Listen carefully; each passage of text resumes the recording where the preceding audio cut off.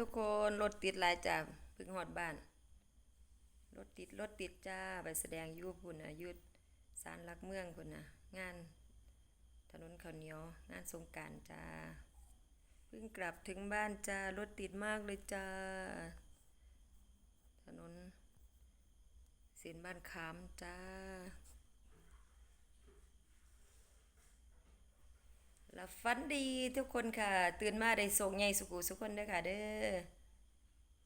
สาธุสาธุไปไหว้ศาลปู่หลักเมืองขอนแก่น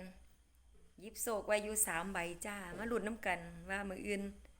16เมษาจะได้รางวัลใหญ่อะไรลุ้นๆค่ะให้ได้โศกสุขุสุขคนเด้อจ้ามื้ออื่นเด้อ16เมษาโชคดีมีโชครับโชคใหญ่ด้วยกันทุกคนทุกท่านจ้า